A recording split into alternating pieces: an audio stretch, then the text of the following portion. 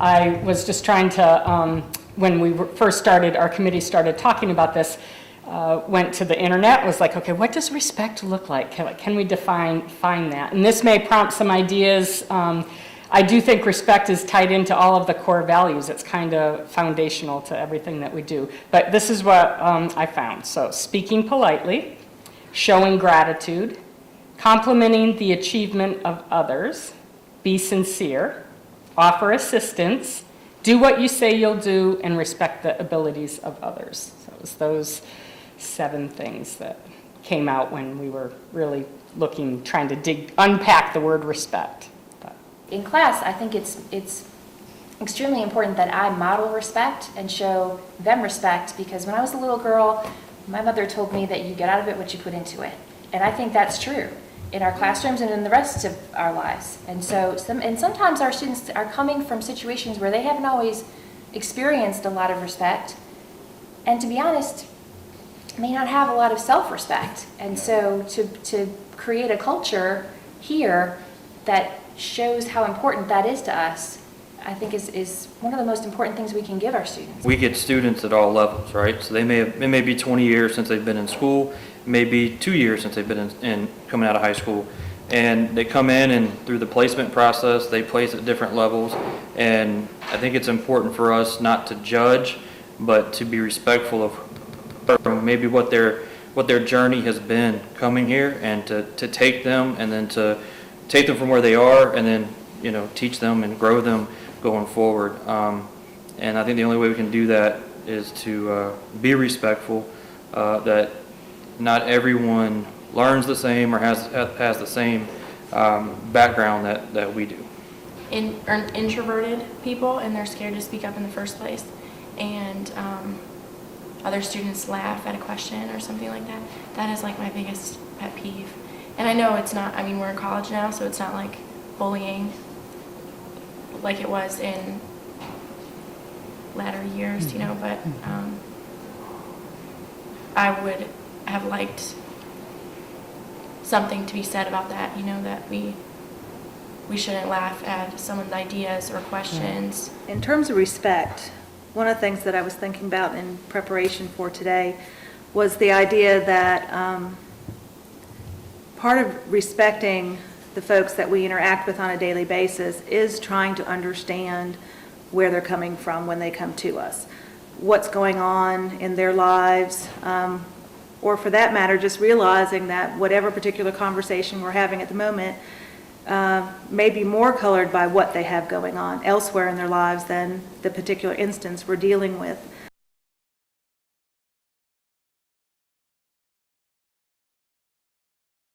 I teach a class for the basic law enforcement training section, and one of the things one of the classes I teach is dealing with victims and the public.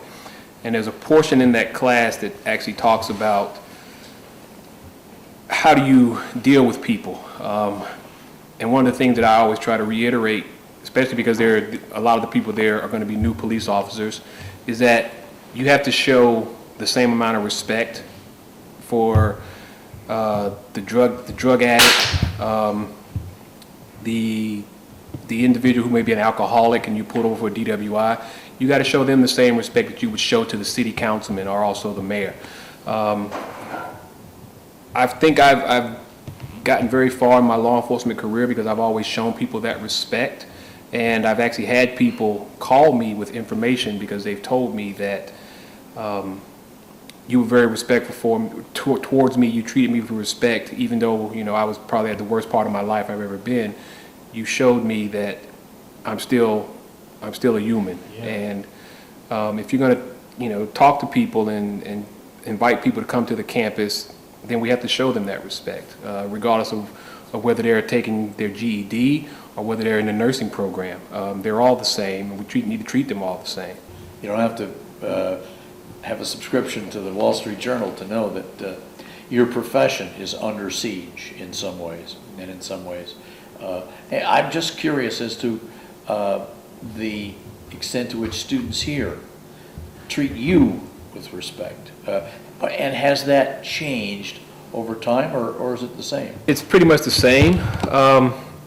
I've had I think because of the way I approach the students when I interact with them on campus, I introduce myself as Dwight. I don't introduce myself as officer or chief of police. And I talk to them just like I'm talking to anyone else. You know, what classes are you taking? I'm also one of the mentors for the Minority Male Mentoring Program. And I introduce myself to the students and tell them, especially the minority males, that I'd like to get you in our program. We want to help you finish school. Anything you need, you know, please come talk to me. I've had some people ask me my opinion on on some of the videos and things that have surfaced. And I tell them honestly that I think that officer went too far or that officer was justified. Then I also tell them that it's really hard to give your take on it unless you were there. I said, so, you know, that 3-minute video you saw, what happened prior to that 3 minutes? You know, and that, without knowing that, you really can't say that person was right or wrong in their actions. My focus for my dissertation is on veterans, and especially at the two-year college.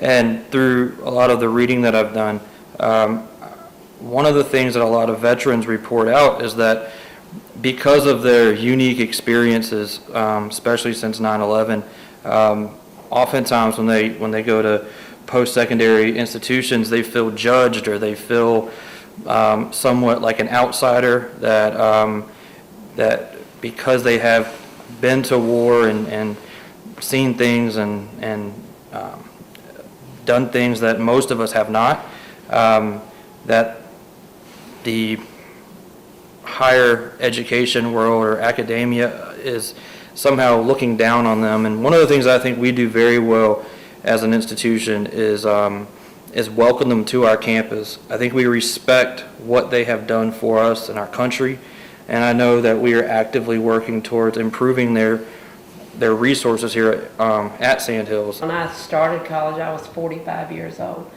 So when I first came, my very first day, I wanted to leave. As soon as I stepped in the hallway, I was like, "Dude, get out of here. You know, you're too old to be here. You're not going to fit in." And then I walk in actually I ran into one of my instructors first because I kind of didn't know where I was going. And she was like, "Where are you going?" And I said that I was going to Van Dusen 214. And she said, "Well, that's where I'm going. Come on, we're going to have fun." And I mean, and I did. Yeah, great. I loved it. It was awesome. And then I walk in the room and I see another man in there around my age, and I'm like, well, this is not going to be so bad. Great.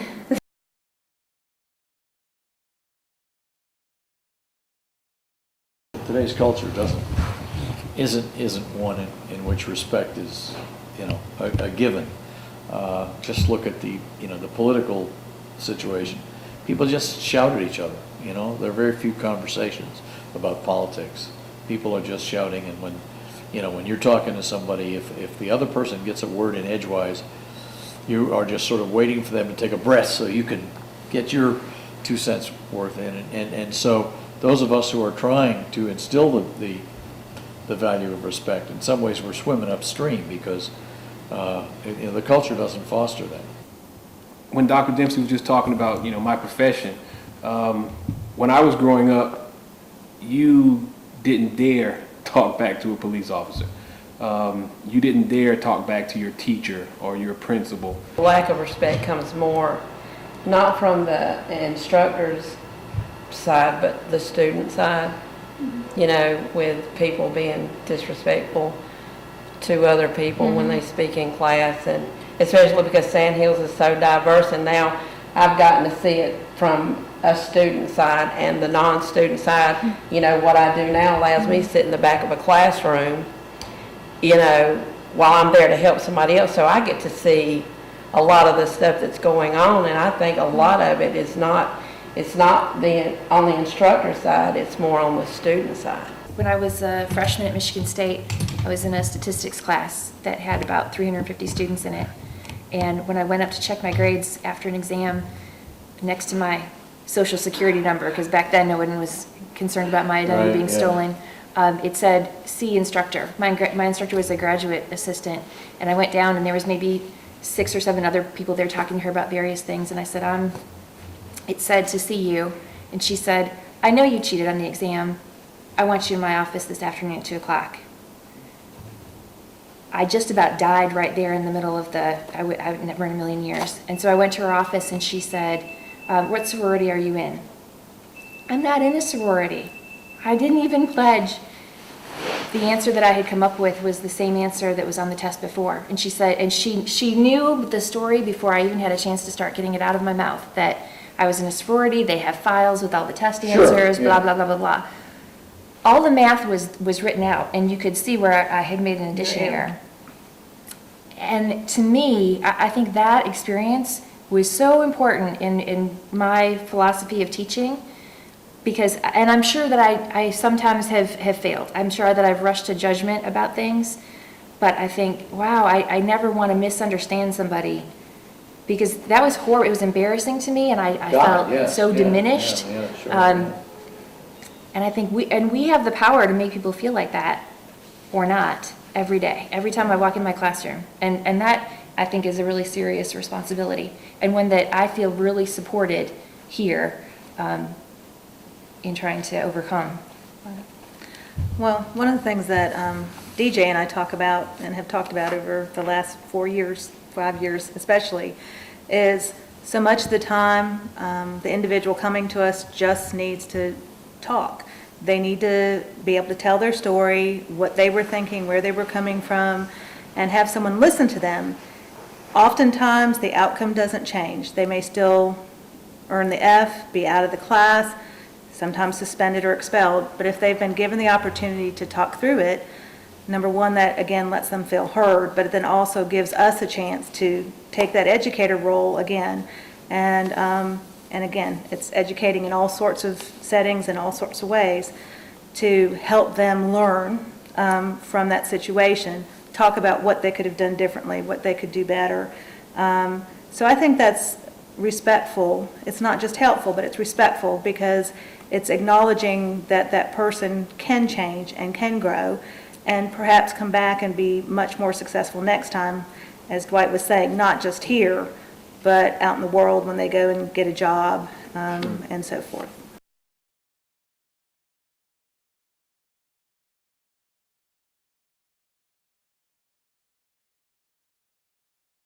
We talked about helpfulness and opportunity and excellence, and we're going to be talking about respect. In some ways, I think integrity really refers to the extent to which we are true to those other values that we espouse. In other words, if we are indeed helpful and indeed supportive of opportunity and strive for excellence, then we are sort of exhibiting integrity in the way we go about doing things. So I think it's the one value that's sort of connected the most to the others. It's a little bit of a long story, but to make it a shorter story, one student was frustrated with another student, and the student who was doing the frustrating had left the room momentarily. And the frustrated student couldn't deal with it anymore and spoke up and said, I can't take it, Miss T. He's driving me crazy, which started a whole outrage in the class. Some were upset because they were talking about this poor kid when he wasn't in the room, and others were upset because they agreed that, yes, it's a problem. Kid comes back, becomes aware that everyone's talking about it, so I calmed everything down. At the end of class, I asked the student who had left the room that was identified as the problem if he could stay afterwards for a minute, because I wanted to make sure he was okay, but I also wanted to talk to him about what the others had been upset about. Yeah. Well, the young man who had brought up the problem stayed too. And this young man happens to be a student athlete. And I thought... The frustrator or the frustratee is a student athlete? The frustratee. Okay, I gotcha. So... it's very complicated. Yeah. So I thought, well, this could go badly. I'm not quite sure what's going to happen here. So I asked the frustratee, "Did you need me? I just want to stay here for the conversation." So okay, fine. So I start talking to the frustrator, and the young man who had expressed his concern said, "I just wanted to apologize, man." And he went over and extended his hand, and he said, "I handled that poorly." And he said, my frustration was real, but there was a better way to handle that, and I wish that I could go back and do that differently.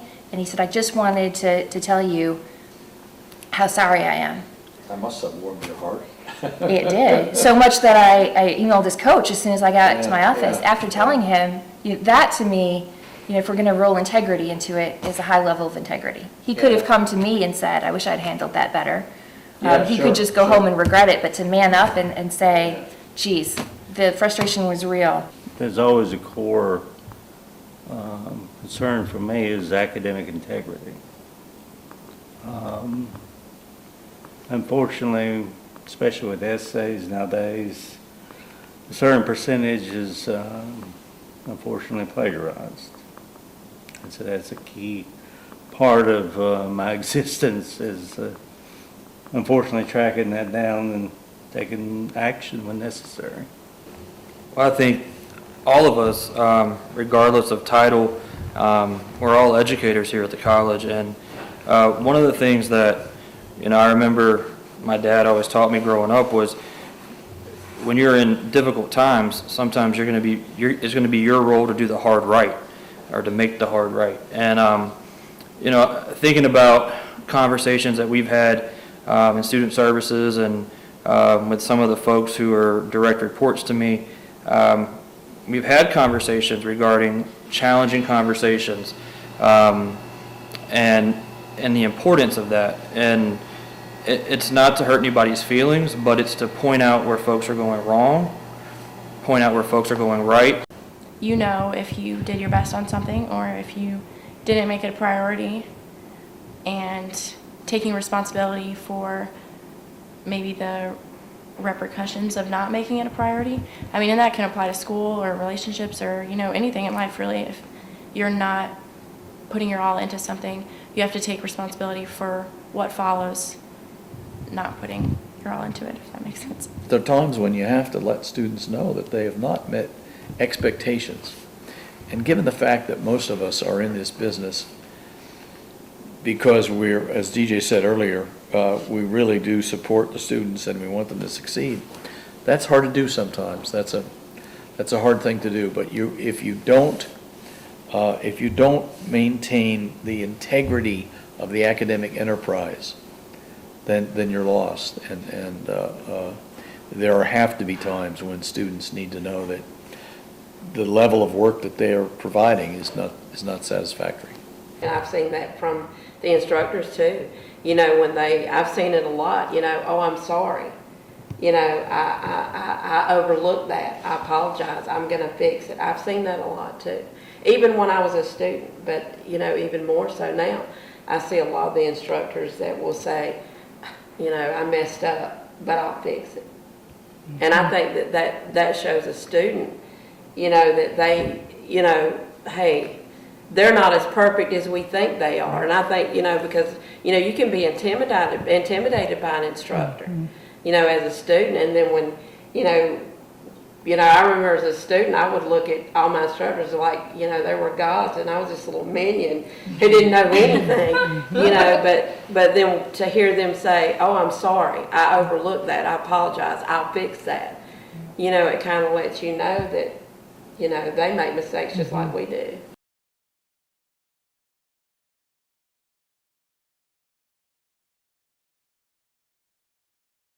One of the things I love about Sandhills is I talk to my colleagues at other colleges, and I've worked at other colleges, and in a lot of these other colleges, there's a real divide between the faculty and the staff, and there's almost none of that here. And I truly believe that our faculty have every bit as much respect for our non-teaching professionals as they have for one another, and that combines respect and integrity, because it is being respectful of your colleagues, but also honoring the integrity of their work and their service. I think I worked here for 3 years before I knew what the difference between faculty and staff was. I just thought it was just something, a fancy way of saying the people who worked here. Faculty at home at 2 o'clock. Yeah. So like I said, I've been here a number of years, and someone finally told me that, there's actually a difference, and I had no idea. So, but as you said, I think everyone respects everyone here. I've never heard anyone say, I really shouldn't have to deal with the cleaning people because they're not even they're not in the education field. But as DJ said earlier, We all are.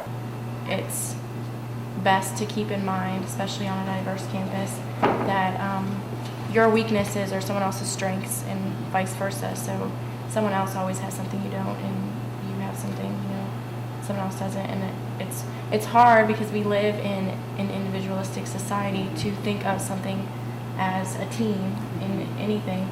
But I definitely think that is something Sandhills. And we're a community college, and it's great. Like, if we can really get to that point where we do have mutual respect, then yes, we can work together, and your strengths are different from my strengths, and we can accomplish so much more when we're working together. But and that's what I love about Sandhills. It does have a family feel. It is a sense of community. I'm very proud to be here, and we're a very diverse group of people, but it's awesome. We all are here because we want to learn and share, and that's a good thing.